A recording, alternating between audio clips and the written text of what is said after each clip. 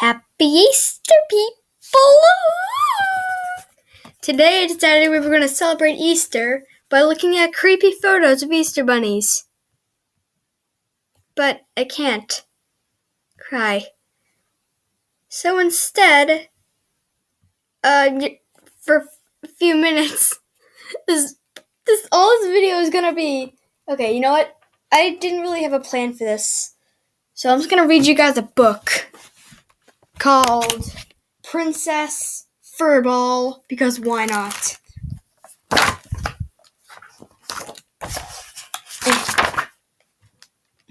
Once upon a time, there was a beautiful young princess whose hair was the color of pure gold. She was frequently lonely and unhappy, for her mother had died when she was a baby, and her father paid little attention to her. Luckily, her old nurse, who loved the princess as much as a mother loves her daughter, saw that she was lonely and allowed her to run and play with village children. And some days the princess visited the cook in the large kitchen and learned to make soup and bread and cakes. Yet the nurse never forgot the young girl was a princess. She taught her the manners of a lady and arranged for tutors to instruct her in reading, writing, and dancing. And so the princess grew to become strong and capable and clever, besides being beautiful. One day the old nurse died, and the princess felt all alone again. To make matters worse, her father had promised her hand in marriage to an ogre who promised to give the king 50 wagons of silver in return. The princess was horrified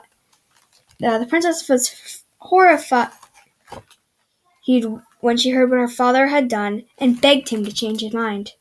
But her father was determined to carry out his bargain. The princess thought of a clever plan. "Father," she said, "before I'm married, I must have 3 bridal gifts. One dress as golden as the sun, another as silvery as the moon, and a third as glittering as the stars. In addition, I shall need a coat made out of 1,000 different kinds of fur, one piece from every animal in your kingdom." There, she thought, my father will never be able to meet these demands. The king, however, began at once to provide her bridal gifts. He called for the most skillful weavers in the land and ordered them to weave 3 dresses, one as golden as the sun, another as silvery as the moon, and the third as glittering as the stars. He commanded his hunters to go out into the forest, kill 1,000 different kinds of wild animals, and bring home their skin so that the coat could be made. God, I don't know what I'm saying. At last, when all the gifts were ready, the king laid them out for his daughter to see and said, "Tomorrow your marriage will take place." The poor princess decided the only thing to do was to run away. That night, when the whole castle was asleep, the princess got up. She folded the sun and the moon and the star dresses into a package so small they could fit in a walnut shell. Then she took 3 tiny treasures that had belonged to her mother, a gold ring, a gold thimble, and a little gold spinning wheel. Then these she put into a second walnut shell. Into a third shell she put her favorite seasoning for the soup the cook had taught her to make. Then she bound up her hair, put on her boots and her coat of 1,000 furs, and stepped out into a silent, snowy darkness. She walked all night. At last the princess had come to a thick forest. She was very tired. The snow had covered her footprints, so she knew she could safely stop and rest. She found a hollow tree, curled up in it, and fell asleep. The sun rose higher and higher, but the princess slept on until it was noon. On this very day, the young king to whom the woods belonged was hunting in the forest. His hounds came to the tree where the princess slept, and they began to sniff and run around, while barking excitedly. The king called off to his hunters and said, "Go see what is hiding in that tree." The 2 hunters went to look. When they came back, they told the king they had found a marvelous creature sound asleep in the hollow of the tree. Its body is covered with 1,000 different types of fur, they said. See if you can capture it alive.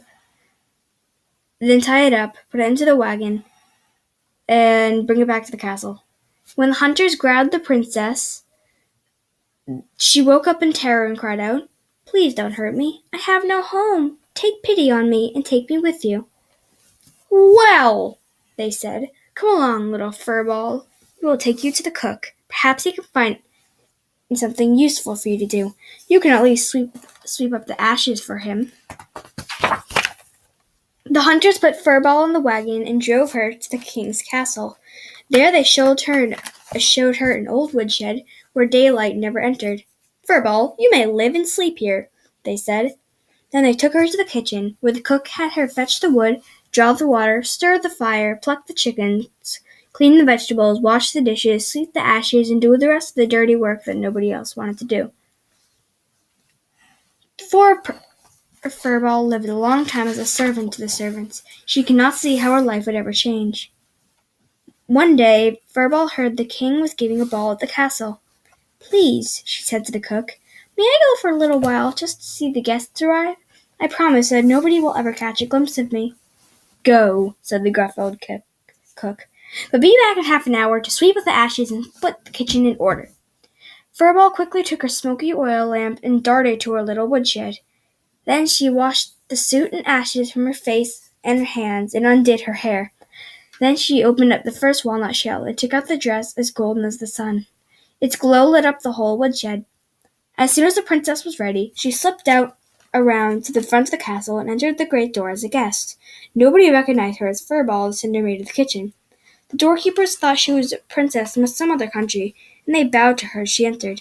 Then they quickly told the king of her arrival, and he hastened to greet the princess and lead her up to dance. Alright, I guess in another video we're going to finish that because I only got 2 minutes left on my free recording thing if I get the free trial, which I have. So, happy Easter. I hope this photo gives you nightmares. And shout out to Dino King and Ninja SKB. I will link their channels above right now.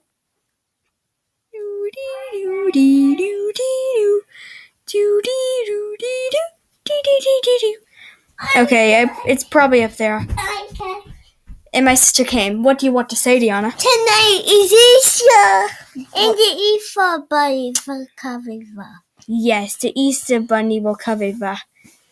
Well, do you like the... Tell me if you see the Easter bunny, anyone? Because the Easter bunny is very quick, but tell me if you see him or her, whatever. And don't say that the Easter bunny is fake. It is real. That's like saying that's like saying Santa is fake. If Santa is fake, how do you explain the Santa trackers? And I'm gonna stay up all night and watch. If you stay up all night, then the Easter bunny won't come. It's like Santa. If you stay up all night, he's not gonna come. But still, try to see one glimpse of the Easter bunny. Okay. Everybody have a great night. And subscribe to Ninja SKB and Dino King. They're awesome. And Tyler Myers. Happy Easter. Happy Easter, Three Musketeers. Bye. Bye.